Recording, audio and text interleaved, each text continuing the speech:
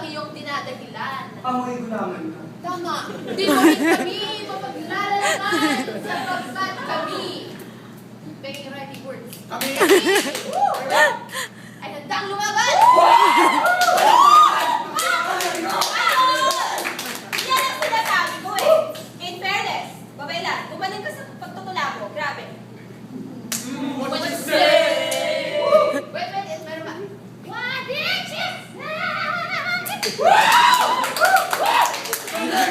Salamat, Toreng kaibigan, ikaw ay tunay na maasahan sa gitna ng digmaan.